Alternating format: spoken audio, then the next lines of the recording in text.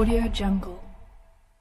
Lama allamtana innaka antal alimul hakim. Rabbi syrah li sadri wa yassir li amri wahlul uqdatan min lisani yafqahu qawli. Amma ba'du.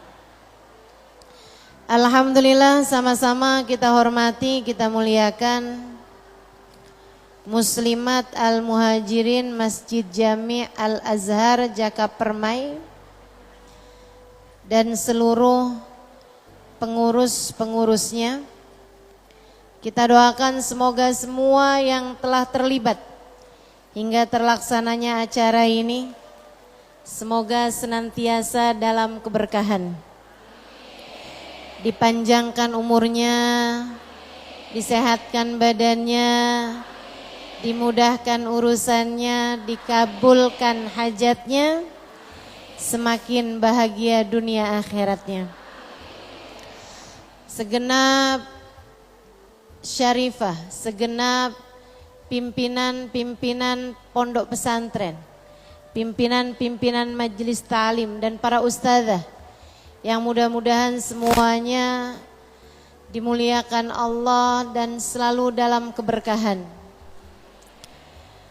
Juga tentu saja semua yang hadir di majelis ini, baik ibu-ibu, kakak-kakak, adik-adik, anak-anak, yang semoga semuanya dirahmati Allah, disayang Allah, disyafaati Rasulullah, dirindukan Rasulullah Muhammad sallallahu alaihi wasallam insyaallah, dan semuanya dijadikan muslimah-muslimah yang salehah, muslimah-muslimah yang ada di jalan Allah, muslimah-muslimah yang kelak di hari akhirat menuju kepada surga sebagai tempat kembalinya, dan muslimah-muslimah yang punya karakter, yang berprinsip, yang kuat, yang selalu siap untuk menghadapi berbagai macam ujian dalam kehidupan. Amin ya rabbal alamin.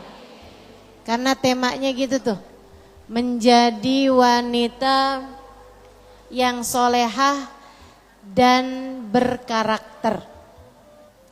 Ini temanya dari panitia ini ya.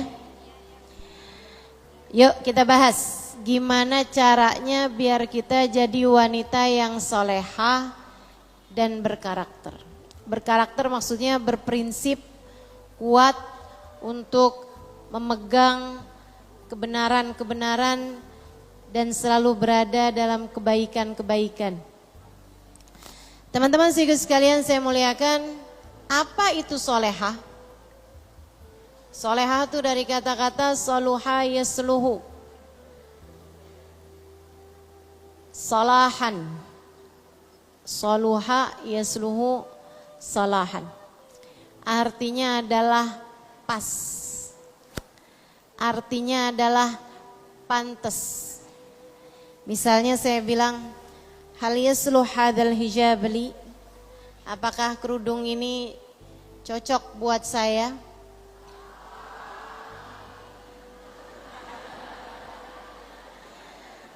Itu penggunaan katanya, ya. Itu pakai kata-kata yasluh, yasluh, salaha, yasluhu, salahan. Artinya adalah cocok atau pas atau pantas. Maka kalau dibilang wanita yang solehah, artinya wanita yang cocok, wanita yang pas. Karenanya biasanya ada kelanjutannya. Solehah sebagai apa? Karena cocok, cocok sebagai apa? Semoga kita semuanya jadi hamba Allah yang solehah sebagai hambanya Allah. Artinya yang pas, cocok sebagai hambanya Allah SWT. Semoga kita jadi wanita yang solehah sebagai umatnya Rasulullah. Artinya adalah jadi wanita yang solehah, yang pas, yang cocok buat Nabi Muhammad sallallahu alaihi wasallam sebagai umatnya. Kalau dibilang semoga yang jadi istri di sini jadi istri yang solehah buat suaminya. Artinya istri tersebut adalah istri yang cocok, istri yang pas buat suaminya.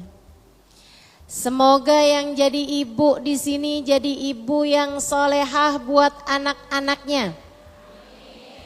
Artinya jadi ibu yang pas, jadi ibu yang cocok buat anak-anaknya.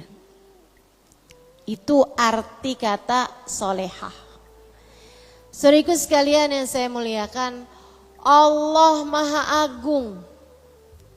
Maka hambanya yang cocok untuk keagungan Allah adalah hambanya yang faham keagungan Allah, kemudian ia merunduk dalam dan beribadah kepadanya. Itu cocok. Tapi kalau Allah Maha Agung, kemudian ada seorang hamba makhluk yang ia ciptakan arogan, merasa dirinya mulia, merasa dirinya agung, merasa dirinya besar dan menghina sesama makhluk-makhluk yang lain, maka hamba yang seperti ini enggak cocok buat keagungan Allah Subhanahu wa ta'ala. Allah Maha Dermawan. Allah Tuhan kita Maha Dermawan. Hamba yang cocok untuk jadi hambanya Allah adalah hamba yang suka berbagi kepada orang lain. Maka kalau ada seorang manusia yang pelit aja, kalau mau ngeluarin duit kayak disuruh ngeluarin separuh nyawa, beratnya luar biasa. Diminta sedekah beberapa puluh ribu atau berapa ratus ribu aja, rasanya kayak diminta satu ginjalnya gitu. Ini yang seperti ini hamba yang kurang pas, enggak cocok sama kemahadermawanan Allah Subhanahu wa ta'ala. Artinya hamba ini adalah bukan hamba yang solehah. Bukan hamba yang solehah. Maka mudah-mudahan nih kita jadi hamba yang cocok, jadi hamba yang pas, jadi hamba yang solehah buat Allah Subhanahu wa ta'ala. Dan Bu, Kak, Dek, Nabi Muhammad itu indah. Nabi Muhammad itu mulia. Nabi Muhammad itu baik. Nabi Muhammad itu penuh sayang. Nabi Muhammad itu sabar. Nabi Muhammad itu tawakal. Nabi Muhammad itu salatnya khusyuk. Nabi Muhammad hatinya penuh cinta. Kalau kamu sebagai umatnya menjadi seseorang yang ibadahmu berantakan, jadi seseorang yang hatimu penuh dendam, jadi seseorang yang hatimu penuh kebencian dengan sesama umat Nabi Muhammad sallallahu alaihi wasallam, jadi seseorang yang naudzubillah busuk hatinya, jadi seseorang yang bukan indah, malah justru sebaliknya akhlaknya berantakan, hidupnya bergelimangan dosa, tentu enggak pas sama Nabi Muhammad. Kamu bukan umat yang solehah buat Nabi besar Muhammad sallallahu alaihi wa ala alihi wa sahbihi wasallam. Maka sekarang mau kita bahas nih. Ini kita kepengen jadi hamba Allah yang soleha, sekaligus juga yang berkarakter, memiliki prinsip-prinsip keislaman yang dia pegang dengan kuat, dengan erat. Prinsip-prinsip ini tidak mudah terkalahkan oleh siapapun. Yuk kita bahas satu-satu gimana caranya. Yang nomor 1, jadilah hamba Allah Subhanahu wa ta'ala yang taat terhadap semua perintah-perintah Allah Subhanahu wa ta'ala. Itu syaratnya jadi solehah. Kamu pengen jadi yang solehah, yang pas, yang cocok. Gimana cocoknya? Ikuti apa yang Allah Subhanahu wa ta'ala inginkan. Allah pengen hambanya tuh yang kayak gimana gitu. Oh, sama Allah diperintahkan sholat. Jangan tinggal sholat.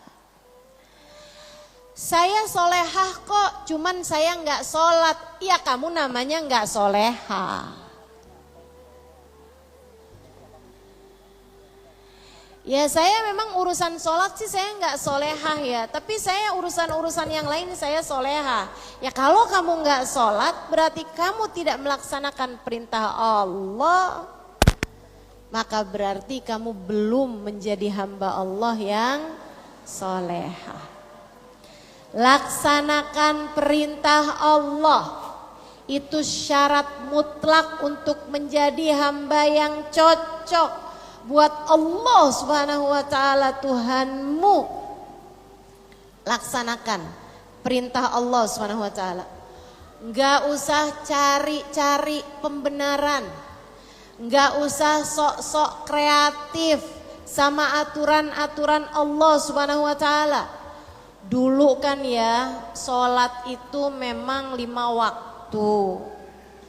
Karena kan orang kebanyakannya di rumah tidak bepergian.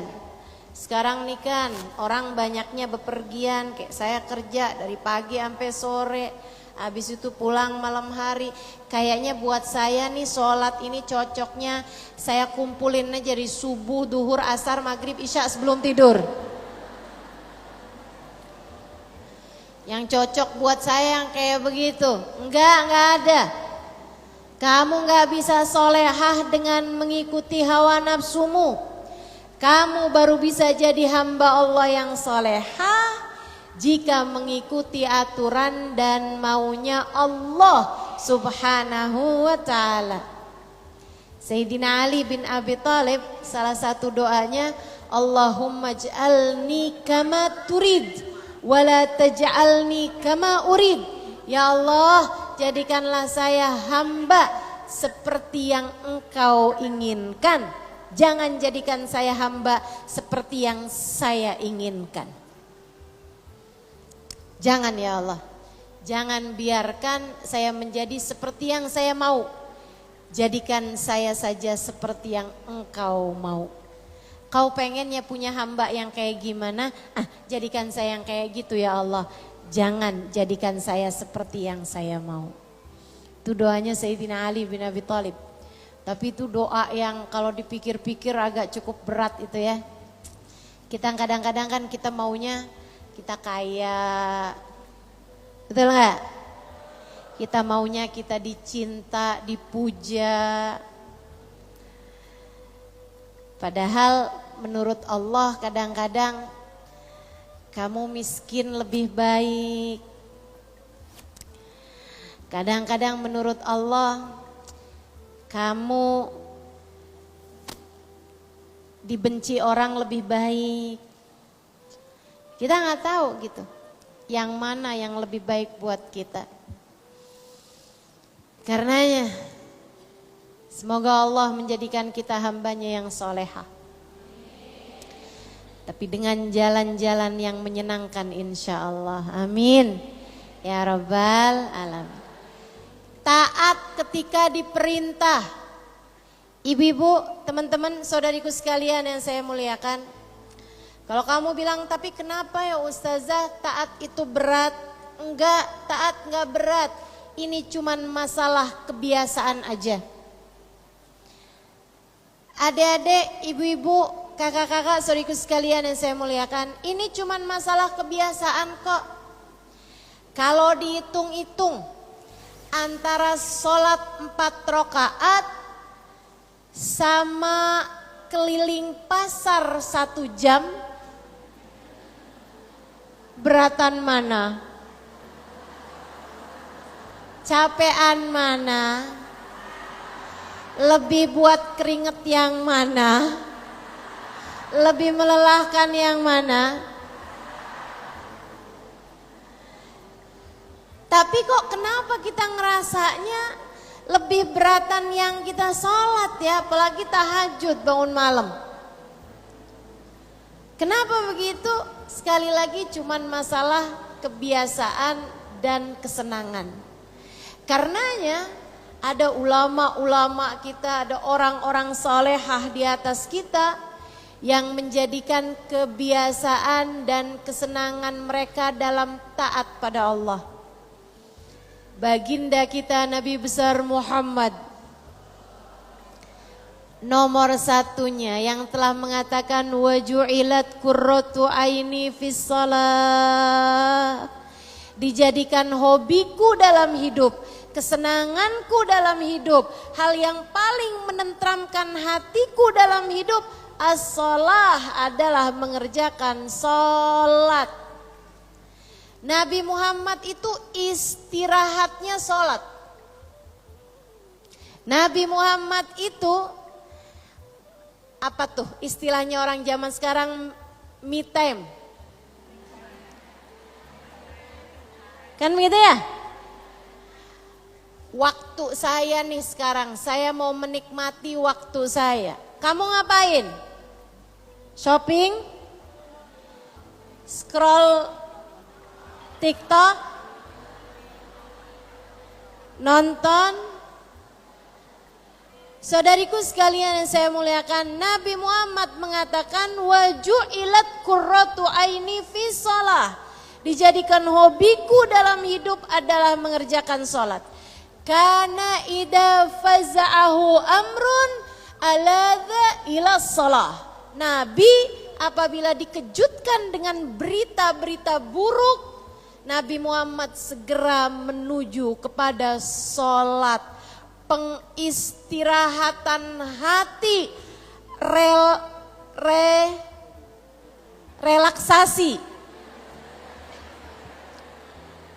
Relaksasi hatinya Nabi Muhammad, relaksasi pikirannya Nabi Muhammad adalah dengan mengerjakan sholat. Kalau dengar berita yang gak enak, Nabi segera menuju kepada sholat. Saudara sekalian yang saya muliakan, apalagi kalau lagi bareng-bareng dan memang sudah datang waktunya, Nabi akan bilang, arihni biha ya Bilal, arihni biha ya Bilal. Kata Nabi, santaikan saya dengan sholat wahai Bilal, santaikan saya dengan sholat wahai Bilal. Yuk kita rileks, kita sholat yuk. Yuk kita rileks, kita sholat, kata baginda kita Nabi besar Muhammad. Nabi tuh sholat biar rileks. Kalau kita kan kebalik, sholat dulu yuk, jadi kita tenang deh habis itu. Kita udah sholat, kita masih menjadikan sholat sebagai beban, bukan sebagai sarana mencari hiburan. Jadi teman-teman, kamu jangan bilang bahwa ibadah itu berat, taat itu berat. Enggak, taat enggak berat, ibadah enggak berat. Justru sebaliknya, dia adalah relaksasi yang sesungguhnya. Dia adalah istirahat yang sesungguhnya. Dia adalah kesenangan yang sejati. Masalahnya cuman pada kebiasaan dan kesenangan.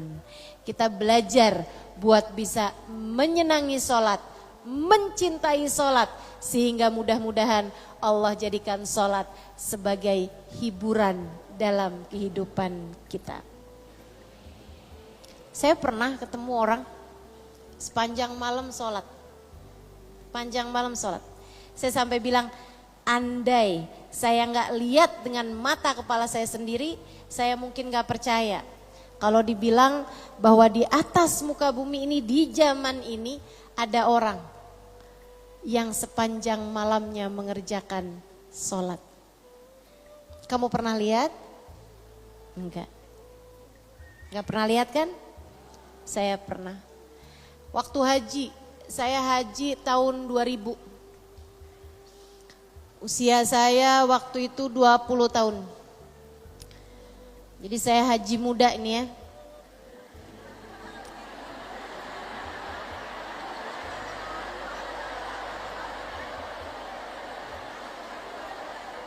Ya tentu kalah saya. Saya tentu kalah sama yang haji 2 bulan.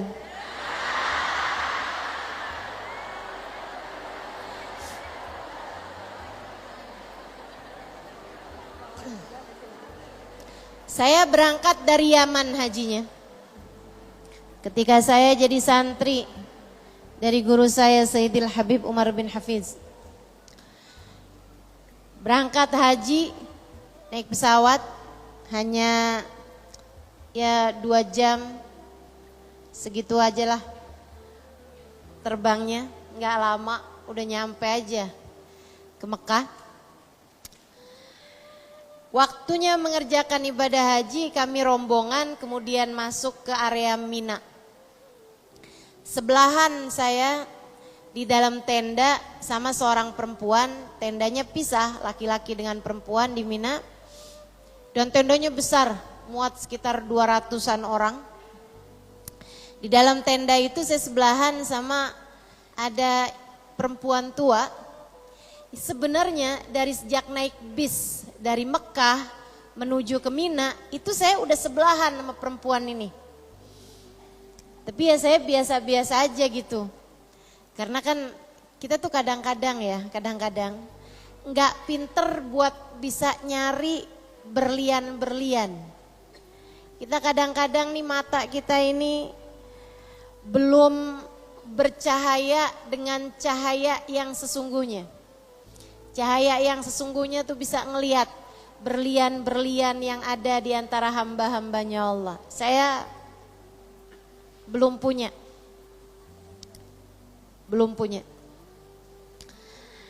Saya sebelahan sama beliau. Sampai dengan kita di Mina, tetanggaan juga, sebelahan persis. Tempat tidur saya sama tempat tidur beliau. Berhari-hari di Mina baru saya paham, semua orang minta doa sama beliau. Semua orang minta nasihat sama beliau. Semua orang minta dibacain sama beliau, curhat sama beliau, ngadu berbagai macam permasalahan di tenda tuh kayak gilir-giliran ganti-gantian gitu. Orang kayak memanfaatkan peluang untuk bisa bicara sama beliau. Pokoknya tiap beliau santai disamperin orang, dimintain doa dan seterusnya. Saya akhirnya jadi tahu juga, waduh ini sebelah saya bukan perempuan main-main nih. Bukan perempuan sembarangan ini. Ini berlian-berlian nih. Saya baru tuh mendekat sama beliau. Tapi saya perhatiin aja hari demi hari, malam demi malam. Pas hari yang terakhir tuh, besoknya kita pulang. Saya sampaikan kepada beliau, Hubabah, kulluhum ya'tun ilaik. Hubabah, semua orang pada mendatangimu. Semuanya pada minta doa, tak berkah darimu Hubabah. Wal jar lahu haq. Aula, saya bilang tetangga tuh Hubabah haknya lebih besar. Kata Nabi Muhammad, man kana minkum yu'minu billahi wal yaumil akhir falyukrim jarah. Siapa yang beriman pada Allah dan hari akhir, hendaklah dia memuliakan tetangganya. Saya tetanggamu Hubabah. Enaknya orang tahu hadis gitu tuh. tahu banyak ayat, tahu banyak hadis. Saya bilang, ayo Hubabah doain saya. Beliau kemudian bilang, iya Halimah, bicara tentang tetangga, yuk kita tengokin tetangga kita. Ada yang kepalanya kena lempar waktu jumroh. Saya curiga aja tuh orang Indonesia kayaknya tuh. Lebih-lebih tuh kayaknya orang Bekasi tuh.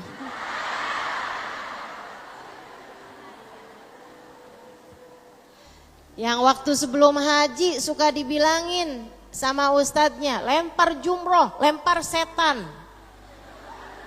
Jadi kayaknya tuh kayak ada dendam kalau urusan lempar-lemparan. Ngambil batu disuruhnya yang segede kerikil tuh ya, ngambil yang rada gedean. Biar tahu rasa nih setan. Dia lempar sepenuh kekuatan, taunya kena kepala orang. Dia bilang, yuk Halimah kita tengokin. Saya akhirnya mau gak mau saya tengokin. Habisnya itu datang maghrib, kita sholat, habis itu datang isya, baca-baca zikir ya. Kemudian ada kajiannya Sayyidil Habib Umar bin Hafid. Jadi kita semua mendengarkan kajian sampai malam, habis itu kemudian makan malam. Saya nggak bisa selah waktu beliau. Sampai habis selesai beliau udah selesai makan, saya datengin lagi beliau. Hubabah, sekarang waktunya Hubabah, doain saya. Besok hari udah terakhir. Halimah, saya udah kepengen batal nih, udah makan gini nih. Nih Bu, ulama ibu-ibu sekalian, orang soleha. Mereka nggak akan batalin wudhu kecuali memang bersegera wudhu kembali. Gak ada ceritanya mereka duduk berdiam diri nggak punya wudhu tuh nggak ada ceritanya. Selalu punya wudhu. Hamba-hamba tercinta di sisi Allah, jagain wudhu mereka. Mereka baru akan batalin wudhunya, yaitu di tempat yang memang mereka akan segera wudhu kembali. Saya bilang ya khair Hubabah. Jadi beliau pergi wudhu, pergi kamar mandi, habis itu wudhu, habis saya wudhu masih basah-basah. Saya bilang Hubabah sekarang. Mereka nih hamba-hamba tercinta di sisi Allah. Kalau habis wudhu nggak akan ngomong apa-apa sampai mengerjakan sholat sunnah wudhu. Habis beliau selesai sholat sunnah wudhu, saya bilang Hubabah sekarang. Saya nggak mau lagi ditunda nih. Saya bilang Hubabah sekarang, waktunya berbuat baik sama tetangga. Hubabah bilang, Halimah boleh nggak 2 rakaat witir? Ya masa saya bilang nggak boleh? Oke deh. Itu sholat dari berdiri baca Fatihah, saya nggak tahu yang dibaca surat apa. Yang pasti bukan surat tanah. Yang pasti juga bukan Qul huwallahu ahad atau al-muawwidatain. Karena panjang banget nggak ruku-ruku. Sholat lama banget ya. Saya yang asalnya duduk di sampingnya mulai sandaran di tenda. Lama-lama sandaran mulai ndlosor. Ini kok lama banget, akhirnya ruku, rakaat kedua juga lama banget, saya pun ketiduran. Tapi sebelum tidur itu, saya sempet sih buka air, saya buka gitu. Saya buka airnya gini, terus saya taruh aja di sampingnya Hubabah. Mudah-mudahan nih rahmat yang turun juga di air saya. Terus saya sandaran, terus saya tiduran tadi itu. Saya kebangun, saya liatin, saya dengerin masih ada suara orang ngobrol-ngobrol mungkin sekitaran jam 10-11an malam. Saya lihat Hubabah masih lagi sholat juga. Udah gak tahu rakaat yang keberapa, kali habis selesai 2 rakaat, ya dia tidur. Beliau kemudian lanjutkan lagi sholatnya. Sampai kemudian saya ketiduran lagi. Saya kebangun gak tahu beberapa waktu kemudian. Saya liatin tenda udah temaram. Cahayanya udah dipadamkan sebagian. Udah agak gelap gitu. Samping saya masih rapi juga tempat tidurnya. Saya liatin mana sih nih babahnya nih. Ternyata lagi sujud, Bu. Masih lagi sholat juga. Saya tidur lagi. Saya bangun lagi ketika sudah mulai ada orang-orang yang mulai bangun satu-satu untuk qiyamul lail. Saya lihat Hubabah masih lagi sholat juga.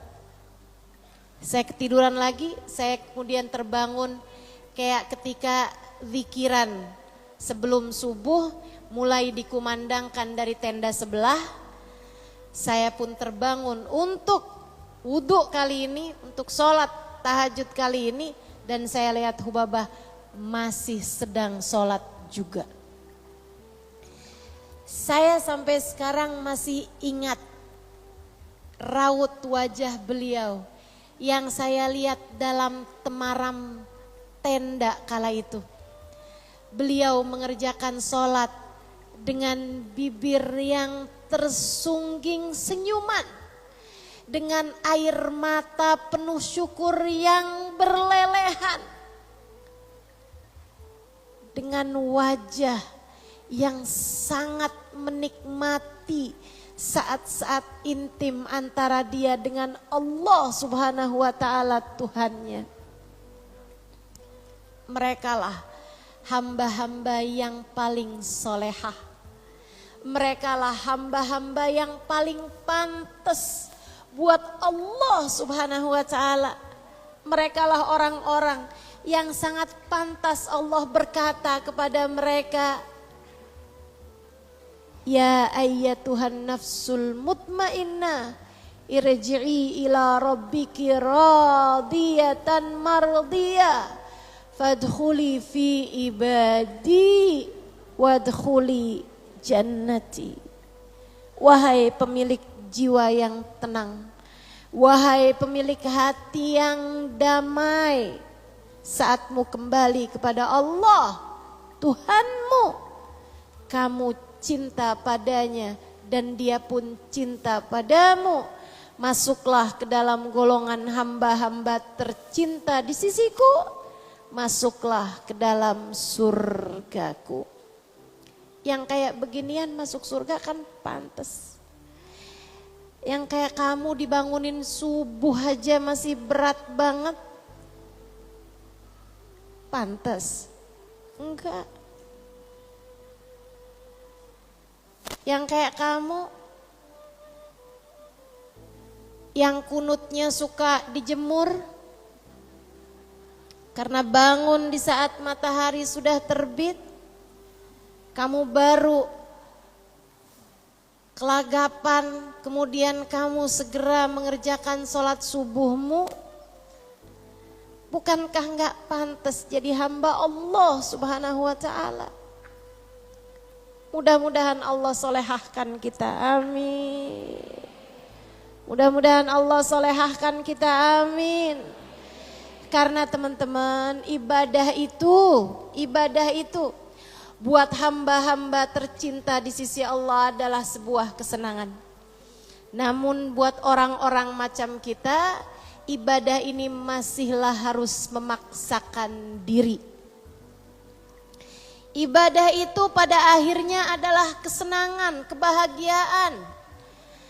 Akan tetapi sebelum itu kita harus memaksakan diri kita untuk mengerjakan ibadah pada Allah Subhanahu wa Ta'ala. Salatmu jangan tinggal. Jangan tinggal salat. Kamu tinggal salat, Allah tinggal kamu. Sebab kamu dianggap sebagai hamba yang kurang pas sama Allah Subhanahu wa Ta'ala. Masa ada hamba gak senang menghadap kepadanya? Kamu akan diusir dari hadapan rahmatnya. Tuh syarat utama. Pengen jadi hamba Allah yang solehah harus taat. Bukan hanya sholat tapi semua ibadah-ibadah yang lain. Puasanya yang wajib-wajib kerjain. Yang sunnah-sunnah nih kayak di depan kita nih. Ada 2 hari puasa sunnah yang disunnahkan dalam bulan ini. Yaitu hari Asyura tanggal 10 Muharram. Jangan tinggalkan puasanya. Inna saum yom Asyura yukaffir dunub sanah. Sesungguhnya puasa hari Asyura menghapuskan dosa 1 tahun lamanya.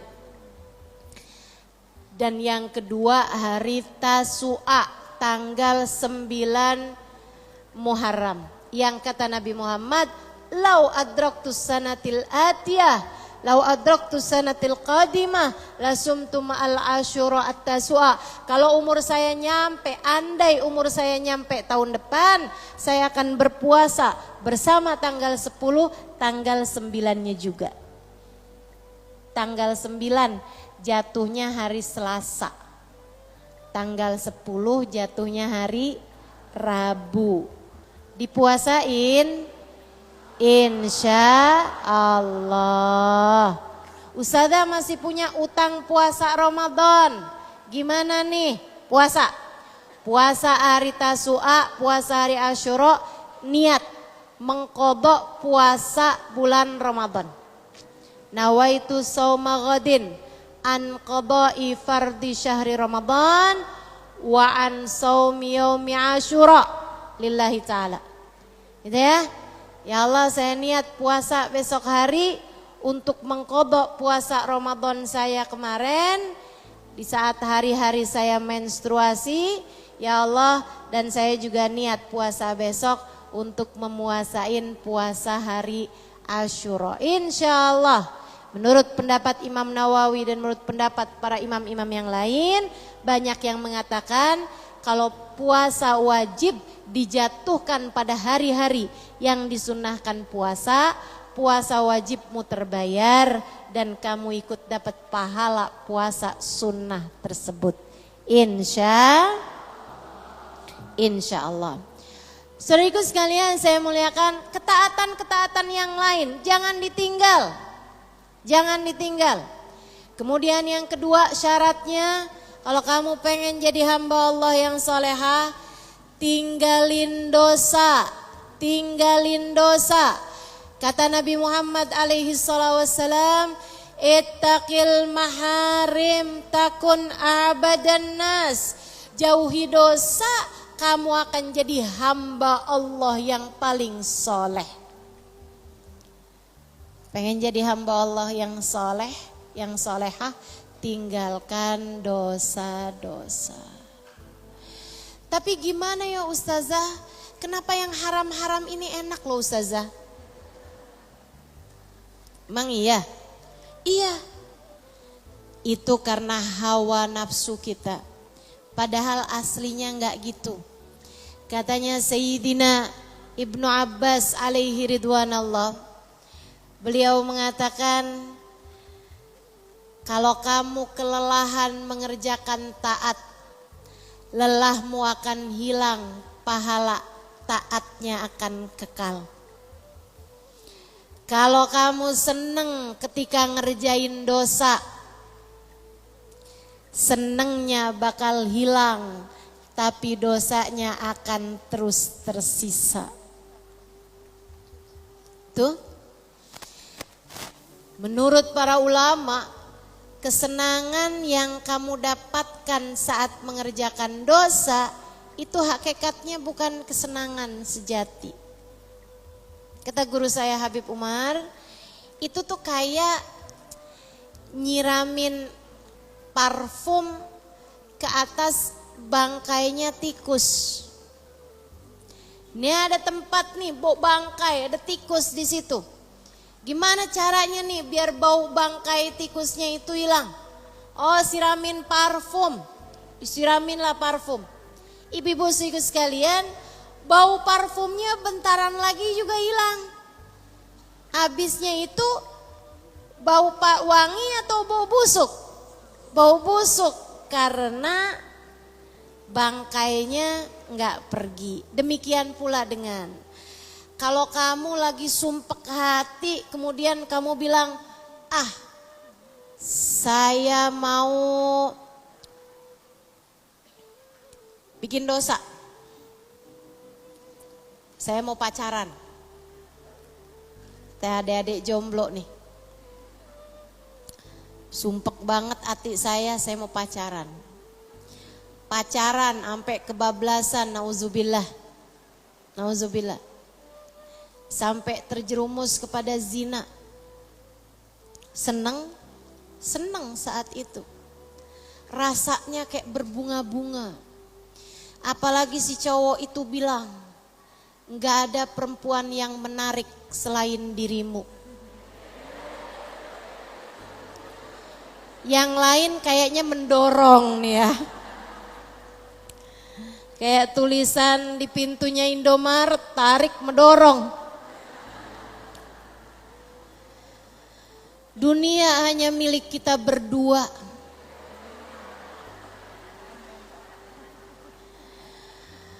Saya tadi ngeliatin langit, gelap banget, gak ada bintang. Ternyata bintangnya semua berpindah ke matamu.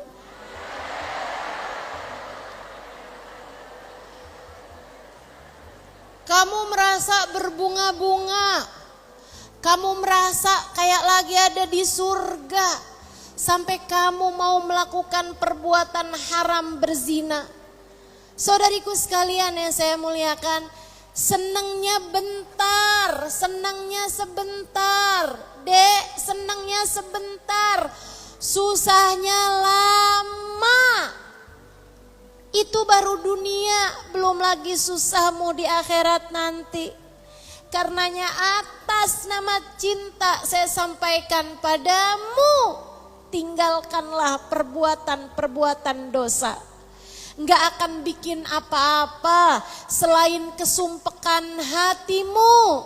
Dosa nggak akan bikin apa-apa selain kesempitan hidupmu. Dosa nggak akan bikin apa-apa selain tambah gelap jalan kehidupanmu. Dosa nggak akan bikin apa-apa selain tambah merana dan menderita hidupmu. Maka kalau kamu pengen hidupmu enak, kalau kamu pengen hidupmu senang, kalau kamu pengen jadi hamba Allah Subhanahu wa taala yang solehah, tinggalkan segala perbuatan-perbuatan dosa. Tinggalin. Ini kok suami saya nggak cinta kayaknya sama saya. Ya udah dah, pergi ke dukun.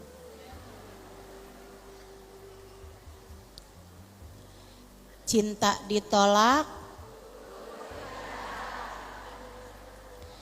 Oh, kayaknya ngaruh nih. Sebab tiba-tiba suami transfer. Sebab kemudian suami kayaknya jatuh cinta lagi kepadamu. Berapa lama? Liatin aja berapa lama. Liatin. Berapa lama. Kemudian segalanya sirna. Dan kamu dihadapkan pada fakta di mana hati suamimu menjadi lebih lagi bencinya kepada dirimu. Wah, suami saya naksir perempuan yang hidungnya lebih mancung. Baiklah, saya akan pergi Korea buat mancungin hidung.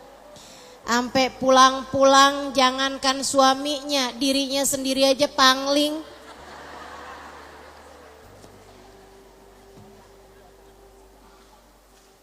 Kamu senang? Senang saya ustazah, hidung saya udah mancung.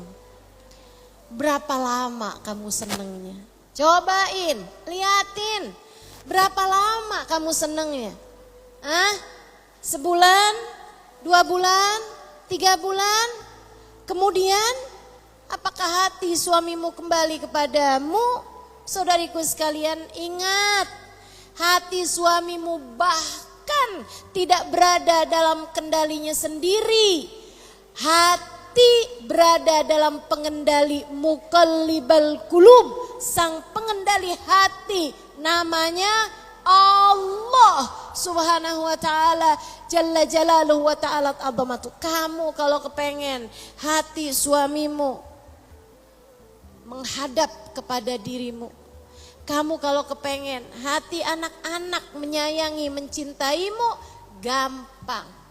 Kamu hanya perlu untuk mencari perhatian, cari muka, tapi bukan muka suamimu yang kamu cari. Kamu kalau mau cari muka, bukan kamu cari perhatian dan cari muka anak-anakmu, bukan. Cari muka di hadapan Allah. Tinggalkan dosa-dosa. Takun a'badan nas. Allah kalau ngeliat orang ninggalin dosa, katanya Allah, ya Allah, hambaku ini sebenarnya kepengen banget buat ngerjain perbuatan dosa, tapi dia tahan karena takut kepadaku. Karena dia takut aku murka padaku. Wahai hambaku, kemarilah, aku akan ridho padamu.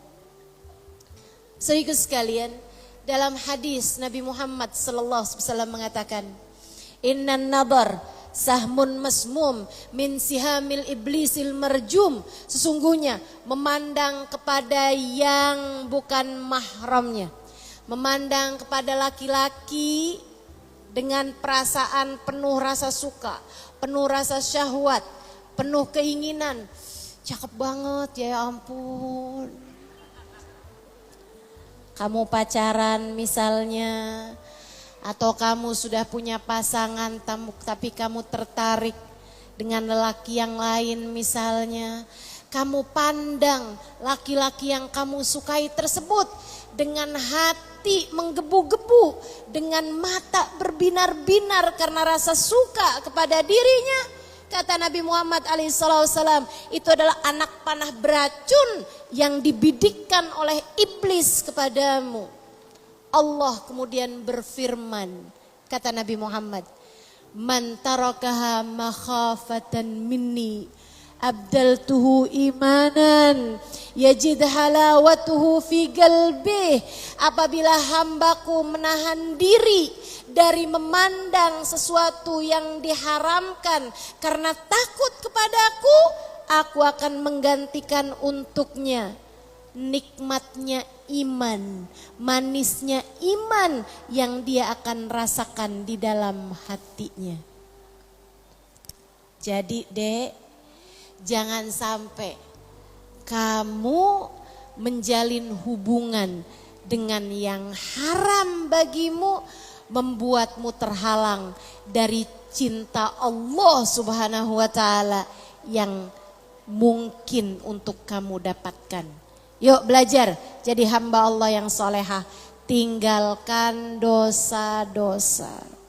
Salah satu dosa dari yang sekarang banyak terjadi, salah satu dosa yang sekarang banyak terjadi adalah pinjol.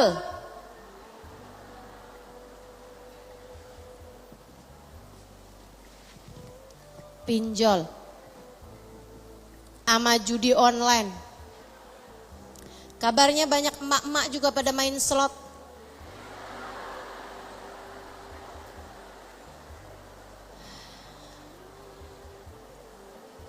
Saya harap gak ada siapapun di antaramu yang mengerjakan hal-hal semacam itu. Enggak kan ya Bu? Enggak kan ya Dek? Enggak ya Mbak? Dari kepengennya punya HP kayak yang dipunyain sama iparnya,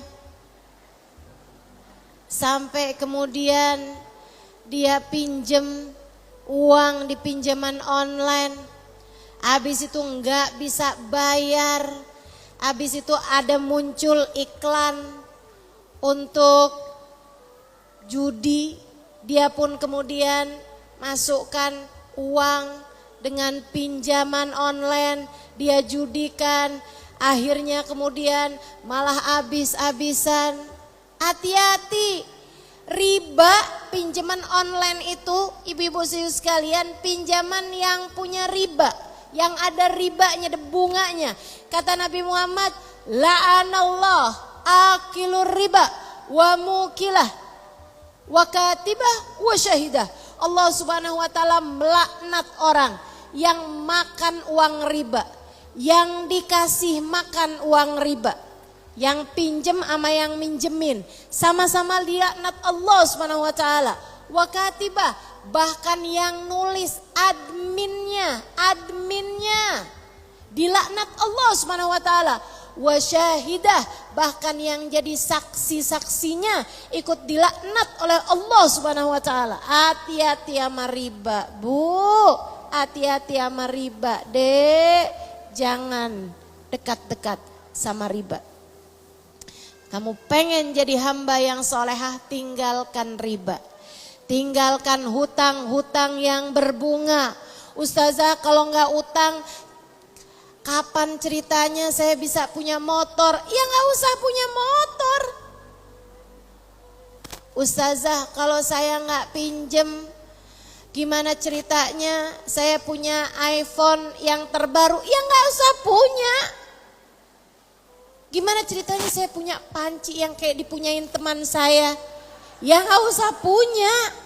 Saudariku sekalian saya muliakan, saya sampaikan berulang kepadamu, urusan rezeki dunia ini, Bu, sebanyak apapun, sesedikit apapun rezeki yang Allah bagi kepadamu cukup untuk membiayai hidupmu, buat makan, buat kamu pakai baju, buat kamu tinggal, buat kamu tidur, tempat tidurmu, sama buat kamu makan, buat kamu pakai baju, nutup aurat, ada, pasti ada. Allah pasti kasih.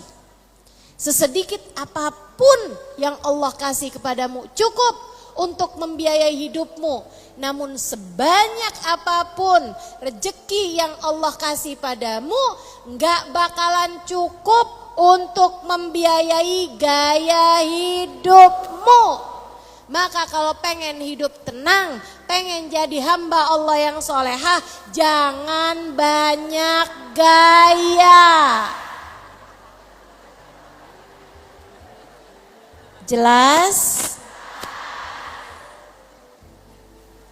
Hal terakhir, kalau kamu pengen jadi hamba Allah yang solehah dan berkarakter, saudariku sekalian yang saya muliakan, pengen jadi hamba Allah yang solehah, memiliki prinsip-prinsip keimanan, Bu, Kak, Dek, Nak, kerjakan taat yang pertama, tinggalkan dosa yang kedua, yang terakhir bersihkan hatimu.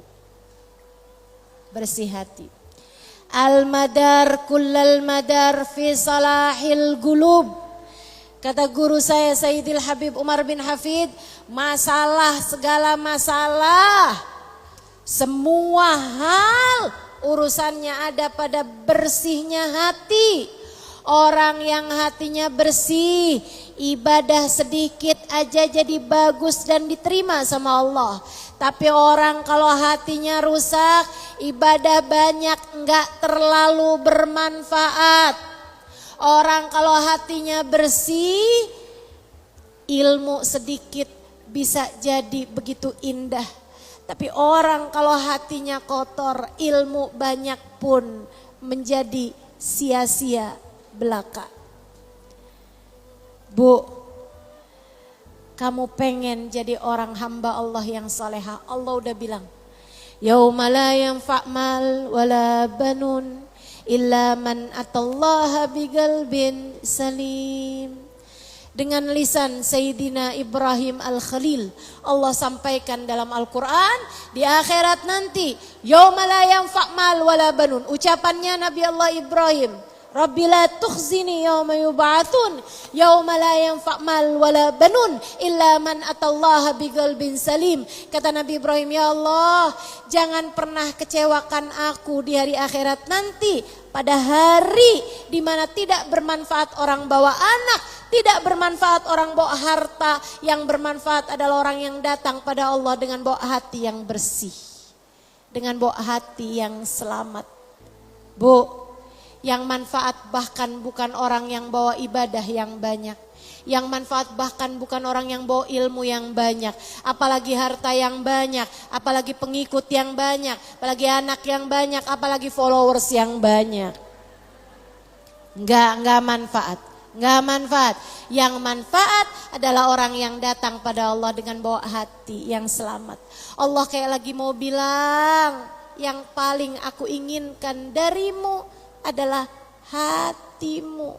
Datanglah padaku dengan bersihnya hati, maka aku akan menerimamu. Ingat selalu pesan Nabi kita Muhammad sallallahu alaihi wasallam kepada Sayyidina Anas bin Malik. Kata beliau, ya gulam, wahai pemuda, wahai anakku, berusahalah agar dari pagi harimu sampai malam harimu di hatimu tidak memiliki kebencian terhadap siapapun. Nah, usahakan dari sejak kamu melek mata pagi hari sampai kamu tidur kembali di malam hari, hatimu tidak memiliki kebencian terhadap siapapun.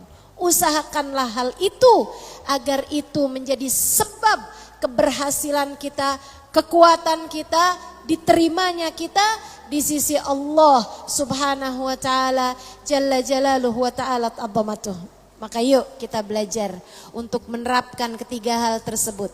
Jadi hamba Allah yang taat sambil terus bilang Rabbana taqabbal minna innaka antas samiul alim wa tub alaina innaka antat tawwabur rahim.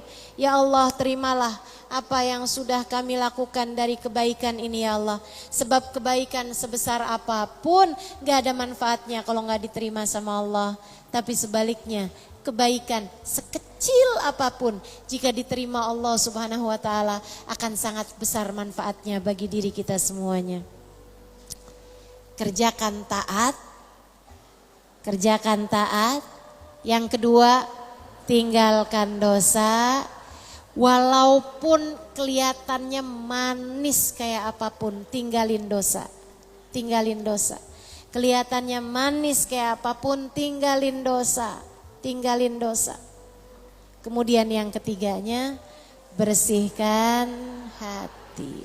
Jika ketiga hal itu ada dalam dirimu, kamu layak untuk mendapatkan predikat hamba Allah yang salehah.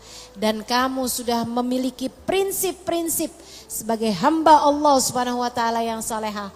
Orang boleh bikin apa saja kepadamu, akan tetapi tetap jagalah hatimu untuk tidak membenci siapapun. Insya Allah. Rabbana taqabbal minna innaka antas samiul alim wa tub alaina innaka antat tawwabur rahim. Bi fadli subhana rabbika rabbil izzati amma yasifun wa salamun alal mursalin walhamdulillahi rabbil alamin. Kita baca suratul Fatihah, kita minta kepada Allah semoga ilmu yang kita dapat meskipun sedikit ini dapat menjadi ilmu yang bermanfaat dalam kehidupan kita. Ilmu yang bisa jadi cahaya. Ilmu yang tak hanya didengar telinga kiri, telinga kanan masuk, kemudian keluar telinga kiri, tapi menjadi ilmu yang kita simak dengan kedua telinga kita cerna dengan pikiran kita ingat-ingat dengan pikiran kita, kemudian Allah turunkan jadi cahaya yang memandu langkah kehidupan kita. Semoga langkah kehidupan kita terus-terusan dalam bimbingannya insya Allah. Saya doakan, saya serius mendoakanmu teman-teman. Saya serius mendoakanmu. Saya tahu rasanya kesulitan mengerjakan ketaatan. Saya tahu rasanya ketika berat untuk meninggalkan dosa-dosa. Saya tahu rasanya ketika sulit hati untuk bisa menata agar tidak benci kepada siapapun. Saya tahu rasanya. Sebab sama seperti dirimu juga. Saya adalah hamba yang sedang berusaha untuk semoga menjadi solehah. Karenanya saya mendoakanmu. Semoga Allah SWT membantumu melewati hari-hari ini hingga selamat pulang nanti membawa husnul khatimah. Saya mendoakanmu semoga Allah SWT memberi kemudahan padamu menjalani ketaatan. Semoga Allah memberikan kemudahan padamu meninggalkan dosa-dosa. Semoga Allah memberikan kemudahan pada hatimu untuk tidak membenci siapapun, untuk memaafkan siapapun yang telah berbuat salah kepadamu. Saya minta kepada Allah, semoga Allah senantiasa memandang kalian semua dengan pandangan kasih sayangnya. Dan semoga menjadikan kita semua hamba-hambanya yang salehah. Ala hadhihi niyah wa bikulli niyatin salihah jami'ah syamilah ila hadratin Nabi Muhammad sallallahu alaihi wa ala alihi wa sahbihi wasallam. Al-Fatihah.